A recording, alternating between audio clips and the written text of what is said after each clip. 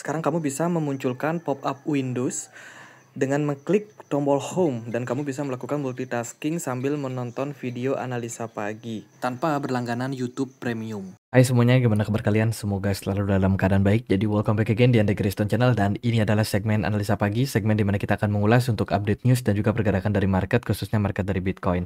Teman-teman, hari ini kita berada di tanggal 5 Januari 2025. Kondisi dari pasar overall udah mulai pada koreksi wajar ya untuk beberapa altcoin yang memang sudah kemarin mengalami tren kenaikan. Dari posisi Bitcoin overall masih bagus. Bitcoin berada di kisaran level 98.500 dan BTC Dominance itu mengalami kenaikan tipis teman-teman 0,04% tapi tidak terlalu signifikan. Bitcoin Dominance sudah mulai turun. Harapannya adalah kalaupun ada kenaikan jangka pendek pada Bitcoin Dominance, tren bisa lebih turun lagi sampai ke level atau mengarah ke area 2600-an something untuk Bitcoin Dominance virtual market ya di Binance. Teman-teman yang pakai chart Bitcoin Dominance sebenarnya bebas saja mau pakai yang mana, sebab yang paling penting adalah chartnya, trennya mengarah ke level mana itu. Jadi overall udah mulai turun, semoga kedepannya bisa tetap turun karena altcoin akan seneng banget ya kalau Bitcoin dominance-nya bisa mengalami fase koreksi lebih lanjut. Dari kondisi saat ini altcoin buy sinyal masih berada di level bawah, artinya sell your house atau jual rumahmu untuk beli alt season untuk beli altcoin ya. Jadi ini bukan ajakan teman-teman, tapi yang pasti indikator ini ya digunakan untuk melihat apakah altcoin saat ini lagi dalam posisi under value atau tidak. Dan ya kalau kita melihat dari chart sebenarnya altcoin banyak yang masih dalam posisi under value, khususnya untuk koin-koin yang memang belum naik ya. Koin-koin yang udah naik itu kan sentimennya AI agent, kemudian koin-koin Amerika, terus juga beberapa layer 1 kayak SUI, lalu AAV di DeFi itu juga udah mengalami kenaikan, tapi kenaikan yang terjadi itu belum kompak, belum semuanya naik teman-teman. Dan kalau kita lihat dari chart sih sebenarnya posisi alt season itu belum terjadi saat ini. Seperti itu. Jadi semuanya masih didominasi oleh Bitcoin. Itulah sebabnya kita menantikan ada penurunan dari Bitcoin dominance. Penurunan dari dominasi Bitcoin itu sendiri. Sebab kalau Bitcoinnya udah mulai tidak mendominasi pasar, maka altcoin akan mendapatkan kesempatan untuk bernafas lebih baik. Ya gitu. Jadi itu kalau kita lihat dari makroekonomi ya, data mulai dari hari Senin, tanggal 6 Januari, itu akan ada data tentang PMI Services untuk China, untuk Inggris, Uni Eropa, dan juga untuk Amerika Serikat. Akan ada global composite PMI, data yang akan menunjukkan kepada kita seperti apa kondisi dari perekonomian secara keseluruhan, industri, dan juga mungkin perpabrikan ya. Itu harapannya sih ekonomi pulih ya kan dari skor PMI-nya di atas dari 50. Kalau kita lihat juga di hari Selasa tanggal 7 kita akan dapat beberapa data penting. Salah satunya adalah data inflasi CPI and core CPI dari Uni Eropa. Dari Amerika Serikat akan ada data manufacturing PMI and non-manufacturing. Lalu ada juga data job opening untuk Amerika Serikat di hari Selasa. Hari Rabu kita akan dapat beberapa data seperti PMI dari Uni Eropa, kemudian dari Amerika Serikat ada Waller yang akan speech, lalu ada data crude oil inventory atau inventory minyak mentah. Di hari Kamis kita akan dapat beberapa data yang cukup penting, 10-year auction. Ini menurut saya sangat-sangat penting untuk dinantikan karena dilihat dari beberapa bulan terakhir sejak bulan Oktober ya, kenaikan dari return obligasi khususnya jangka panjang 10 tahun dari Amerika Serikat itu terus mengalami kenaikan. Dan itu seiring dengan peningkatan dari dolar yang sudah naik sejak bulan September kemarin. September, Oktober, dolar ini terus naik. Ya, karena 10-year treasury-nya itu terus mengalami kenaikan juga. Gitu. Jadi data di hari Kamis menurut saya ini sangat-sangat penting. Kalau return obligasinya bisa turun, itu adalah sentimen bagus untuk market high risk. Kemudian dari data yang lain ada data dari Cina ya di hari Kamis, data CPI and PPI. Dari Amerika Serikat akan ada continuing jobless claim dan juga initial jobless claim. Di hari Jumat kita akan dapat data terkait dengan data hourly earning, data tentang pendapatan karyawan ya di Amerika Serikat. Kemudian juga non-farm payroll, ini sangat penting juga. Itu data tentang ketenaga kerjaan dan ya itu beberapa rilis data yang akan kita dapetin di minggu depan yang terhitung dari hari Senin besok. Jadi beberapa data tersebut berpeluang akan membuat volatilitas pada market. Ada berita yang cukup unik teman-teman. Trump akan dijatuhi vonis kasus uang tutup mulut sebelum pelantikan. Ya, seorang hakim Amerika Serikat pada hari Jumat kemarin menetapkan bahwa vonis hukuman untuk Donald Trump yang terpilih ya sebagai presiden yang akan dilantik nanti di tanggal 19 sampai 20 Januari ini, kabarnya akan menghadapi tuntutan vonis 10 hari. Di sini sih mengartikan ya, hakim tersebut mengindikasikan bahwa Trump tidak akan dipenjara. Gitu, mengutip dari sumber yaitu TOI pada hari Sabtu 4 Januari, perkembangan tersebut dapat menjadikan Trump sebagai presiden Amerika Serikat yang telah dinyatakan bersalah dalam kasus kriminal. Oke, mungkin Donald Trump tidak akan langsung ditahan, tapi tampaknya tuntutan hukum menantinya setelah dia selesai menjabat, begitu. Oke, kena kasus Donald Trump. Oke, sebelum kita lanjut ke beberapa berita yang sangat penting, teman-teman, aku mau informasikan dulu. Ada campaign ya, on-chain asset trading platform, ToMarket. Siapa yang udah ikutin airdrop ToMarket ya, Tomato. Saat ini ada campaign trading kompetisi. Kalau teman-teman punya exchange Gate.io bisa trading token TOMA minimum 200 US dollar akan berpeluang mendapatkan reward share berupa 7.000 US dollar. Ini untuk di spot trading ya. Periode campaign-nya itu sekitar 6 hari ke depan. Sampai 6 hari ke depan akan berakhir. Khusus untuk pengguna baru yang melakukan deposit berupa Bitcoin, Ethereum, USDT ataupun USDC berpeluang mendapatkan hadiah 3.000 prize pool ya di Gate.io. Itu 3.000 US dollar prize pool dengan ya rata-rata kemenangan adalah sekitar 5 dolar. Jadi lumayan untuk pengguna baru. Jangan lupa juga di Gate.io bisa klaim token-token startup secara gratis. Syaratnya teman-teman wajib punya akun minimum 10 US dollar di market spot.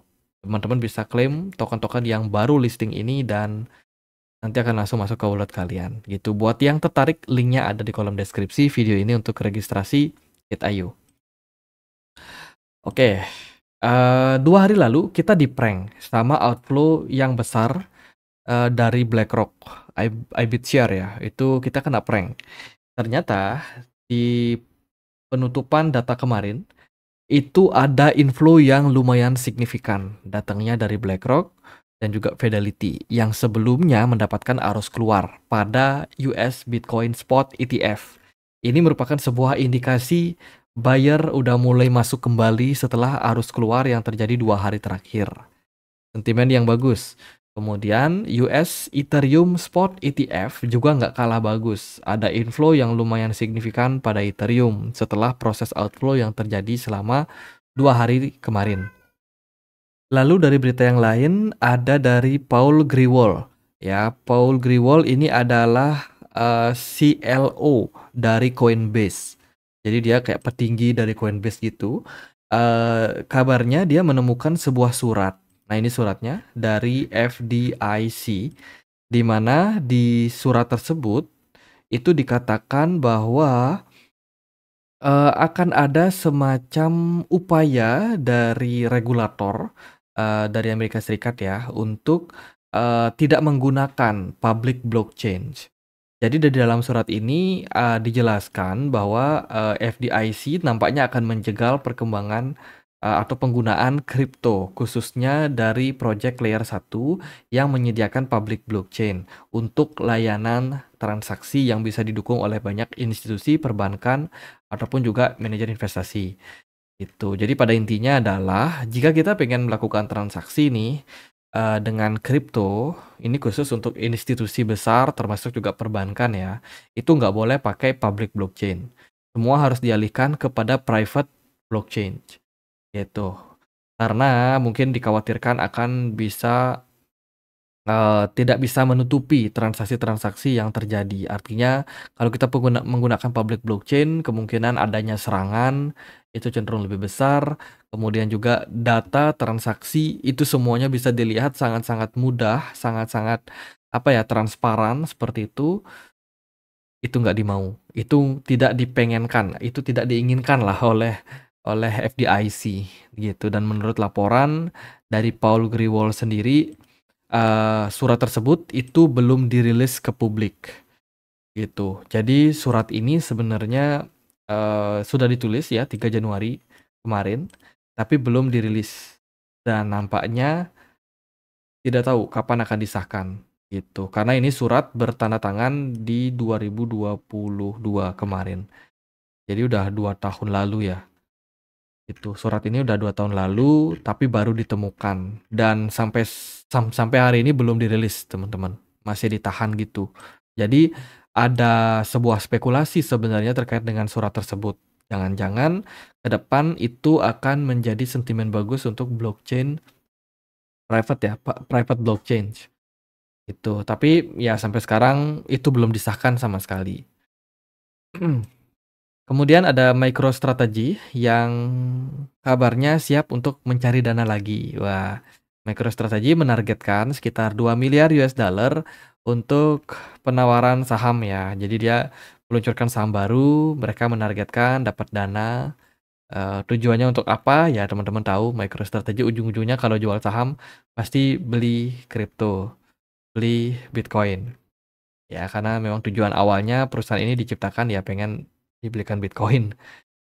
Kemudian teman-teman ada FTX yang sudah memulai melakukan distribusi aset ya di tanggal 3 Januari 2025 dengan target untuk membayar banyak kreditur dan melakukan distribusinya berupa stablecoin.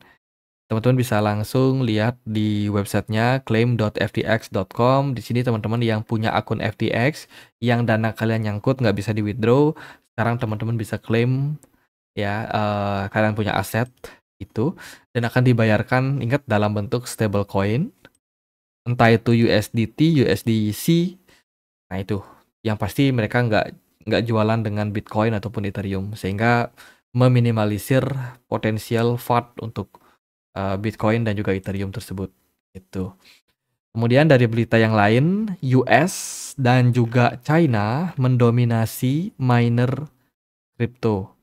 Kalau kalian perhatikan dari chart ini ya, miner di China itu menguasai 54,35%. Amerika Serikat menguasai 41,27%. Sisanya tersebar di Jepang, Ceko, dan berbagai negara yang lain. Itu. Jadi kalau kita lihat dari sini, kita bisa melihat nih secara clear bahwa sebenarnya distribusi dari para miner itu memang berkonsentrasi di dua negara tersebut, China, Amerika Serikat, dan beberapa perusahaan-perusahaan terbesar itu sudah sudah bisa dibilang sangat mendominasi. Kalau dari Amerika Serikat itu ada Foundry US, kemudian juga ada Mara Pool, dan juga ada beberapa perusahaan-perusahaan lainnya yang bisa dibilang menjadi dominan ya di penambangan berupa Bitcoin ini. Dan menurut saya ini merupakan salah satu indikasi yang sangat-sangat kuat sih untuk dua negara tersebut. Yang pertama, Amerika Serikat udah mulai terbuka untuk mengadopsi kripto. Miner mereka juga nggak kalah banyak jumlahnya. Seperti itu. Kemudian Cina masih ban kripto, tapi aktivitas mining justru banyak di negara tersebut. Semoga indikasinya adalah ke depannya pemerintah Cina bisa mulai membuka diri, mulai terbuka kepada publik. Ini loh, kita punya mining kripto terbesar gitu. Harapannya seperti itu, dan dua spekulasi tersebut bisa membawa arah pergerakan dari Bitcoin dan juga kripto mengalami tren yang lebih baik untuk kedepannya. Coinbase, MicroStrategy, ya ini termasuk large stock atau perusahaan-perusahaan besar yang gemar jual sahamnya di tahun 2024 kemarin. Jadi masuk ke jajaran top ya, ada Brian Armstrong, ada Michael Saylor, kemudian juga ada perusahaan-perusahaan yang lain yang sangat senang untuk jualan saham. Padahal perusahaan mereka itu terus mengalami kenaikan. Itu ada Amazon, Wall Street, kemudian Palantir, Meta, Nvidia, dan kawan-kawan ini, perusahaan-perusahaan besar ini aktif jualan saham mereka. Kalau dari Brian Armstrong, dari Michael Saylor, mereka pro kripto, mereka beli kripto, mereka jual saham dan beli Bitcoin. Sementara perusahaan-perusahaan yang lain, ya nggak tahu sih Amazon apakah dia jualan sekitar 13,5 billion untuk adopsi Bitcoin, karena Amazon sendiri belum terlalu terbuka ya, meskipun kalau kita lihat dari CEO-nya itu udah banyak yang membicarakan terkait dengan adopsi Bitcoin. Gitu. Ya jual saham, beli kripto, beli Bitcoin. Kemudian dari berita yang lain ada Solana, dikabarkan Solana sudah mengantisipasi lebih dulu terkait dengan komputer kuantum. Komputer kuantum sempat tuh jadi trending di beberapa minggu terakhir, di mana kabarnya enskripsi bisa dipecahkan lewat komputer kuantum meskipun untuk saat ini masih belum. Artinya komputer kuantum itu tenaganya luar biasa gitu dan dikhawatirkan bisa membobol jaringan blockchain bahkan yang terkuat sekalipun seperti Bitcoin ya, dan ini adalah kekhawatiran yang terjadi pada market. Jangan-jangan hal tersebut bisa terjadi. Nah, Solana itu kemarin diberitakan kabarnya mereka sudah mengantisipasi kemungkinan tersebut. Solana sudah diprotek oleh network yang kuat lah istilahnya seperti itu, yang mereka kasih nama Solana Winternet Fault. Ya, yang dikabarkan itu bisa mencegah yang namanya penyerangan lewat komputer kuantum. Apakah benar apakah enggak ya nggak tahu juga teman-teman. Lalu ada berita datang dari Phantom Wallet. Mungkin beberapa hari teman-teman yang suka berkeliaran di Twitter udah tahu kalau Phantom Wallet diisukan bakalan melisting token. Ya kan, banyak influencer, ayo bikin akun Phantom, bikin wallet Phantom, siapa tahu nanti ada airdrop. Nah, Phantom kemarin sudah mengumumkan nih bahwa mereka tidak ada langkah untuk bikin airdrop ya. Kami telah melihat beberapa spekulasi tentang airdrop yang terkait dengan fitur ini. Kami memperjelas, kami tidak memiliki rencana untuk meluncurkan token. Namun kami sangat antusias untuk penemuan sosial platform di Phantom. Oke, mereka nggak bikin token baru ya. Lalu gimana nih untuk altcoin? Gimana untuk Bitcoin? Masih rally nggak? Masih bagus nggak? Dari saya, kembali kita balik ke weekly time frame ya, karena di weekly time frame kita kan udah mendapatkan tuh tekanan jual sebelumnya pada minggu di tanggal 16 September kemarin. Di 16 September Bitcoin ini create candle merah panjang dengan posisi hammer terbalik ya, atau hammer lah, kita bisa lihat dari atasnya ini. Dan ini disebut sebagai hanging man pattern. Teman-teman bisa cek di Google ya polanya tersebut. Nah, ini merupakan sebuah pola indikasi pembalikan arah. Jadi Bitcoin sendiri indikasinya sebenarnya negatif di weekly time frame. Tapi sementara ini volume perdagangan masih bagus, smart money juga masih oke pada Bitcoin. Jadi kenaikan yang terjadi pada Bitcoin ini kita masih curigai, jangan-jangan ini cuma retracement. Kalau kita melihat dari monthly time frame, kita justru create satu shooting star yang terbentuk, bentuk candle hammer ya di penutupan closing time frame monthly di bulan Desember. Jadi sentimennya negatif. Tapi, nah ini harus ada tapinya nih. Tapi semua itu bisa berbalik andai kata kalau Bitcoin mampu closing di atas level 100.000 di penutupan bulan Januari ini. Jadi target di bulan Januari adalah Bitcoin mampu closing di atas dari level 100.000. Kalau bisa, maka shooting star ini bisa dibilang gagal ya, tapi di weekly time frame kalau Bitcoin mampu tembus atau bisa closing di 100.000 aja, kita masih harus wanti-wanti tentang adanya potensial koreksi. Dengan kata lain, kita masih menunggu Bitcoin memberikan konfirmasi tren bullish yang lebih lanjut. Gitu. Sementara ini probability-nya adalah Bitcoin masih ada kemungkinan koreksi ya. Seperti ini kurang lebih strukturnya. Ada kemungkinan seperti itu. Catatannya itu tadi, kalau Bitcoin mampu closing di atas 100.000, maka kita masih akan dibayang-bayangi level tersebut. Tetapi kalau di weekly time frame Bitcoin justru malah bisa balik naik sampai all time high sebelumnya, atau di kisaran level 108.000 ya, maka ini bisa dibilang menjadi false sinyal, di mana hanging man tidak tervalidasi, ya kan, dan pergerakan Bitcoin ada potensial untuk kembali melanjutkan fase bullish-nya. Jadi di bulan Januari ini sangat krusial bagi saya, Bitcoin harus menunjukkan performance yang bagus. Karena itu bisa menjadi sebuah indikasi kelanjutan tren akan tetap berlanjut. Nah, secara daily time frame, pergerakan Bitcoin overall masih sangat positif. Pergerakan Bitcoin naik ditunjang oleh pergerakan smart money secara jangka pendek, namun volume perdagangannya cenderung kecil. Artinya retail belum terlalu tertarik untuk melihat harga Bitcoin di level saat ini. Sementara para institusi sudah mulai kembali melakukan perdagangan ya, para smart money, teman-teman. Nah, makanya saya nggak kaget sih lihat tiba-tiba ada inflow pada ETF spot Bitcoin gitu. Jadi ya sekarang indikasinya secara jangka pendek masih positif.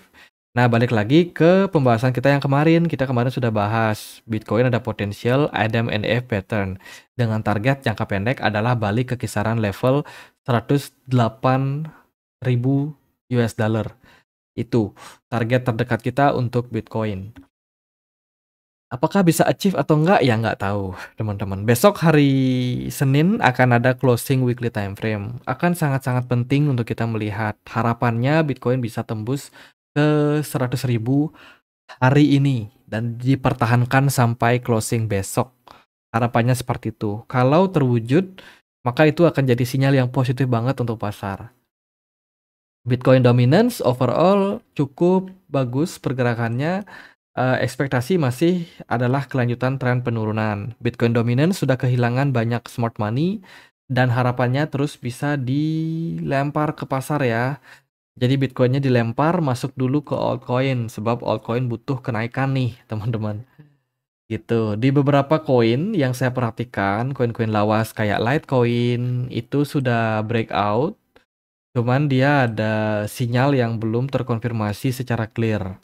Gitu. Kita bisa melihat ada area support kisaran $100 yang masih ditahan, yang masih menahan pergerakan Litecoin. Kalau Litecoin nggak jebol dari level $100, trennya masih akan bisa positif bullish. Solana juga di perdagangan kemarin menunjukkan indikasi reversal dari sebuah triangle yang terbentuk. Ini. Dia kemarin gerak nih konsolidasi breakout, ya kan, kemudian retest area support, and then dia ada probability untuk kembali create new all time high untuk Solana. Bisa dipantau. Kemudian Cardano gimana? Cardano juga kemarin trennya bagus, rally ya. Dia mantul di kisaran level $0,8, which is sinyal indikasi bullish lanjutan. XRP gimana? XRP juga trennya masih bagus, trennya masih belum patah, tren masih sangat-sangat bullish. WLD belum terlalu gimana-gimana, WLD masih kecil lah smart money-nya, jadi movement belum terlalu besar. Kemudian BNB overall masih dalam tren yang bagus, stabil ya, seperti biasa. Kaspa belum terlalu recover, overall dia masih bergerak konsolidasi. Dogecoin kemarin juga udah lumayan bagus kenaikannya, dia mantul di area support 0,32. Kemudian Ethereum. Ethereum breakout dari pola triangle, and then sekarang masuk mengarah ke level 3.924. Next target untuk Ethereum. Dan juga beberapa altcoin yang lain rata-rata menunjukkan indikasi positif, kayak Matic, OT, Algorand, Fat AI ya. Jadi itu overall altcoin merespon BTC dominance yang sudah mulai turun. Jadi kalau dari saya gitu, intinya adalah kita lihat closing weekly time frame besok. Kalau hari ini positif, Bitcoin naik ke 100.000, itu sinyal bagus sih untuk kelanjutan next bull run menjelang pelantikan dari Donald Trump. Sekian aja video kali ini, semoga bisa bermanfaat. Kita punya komunitas juga di Telegram bagi teman-teman yang mungkin mau join, linknya ada di kolom deskripsi video ini. Sekian aja, akhir kata saya Andre, makasih.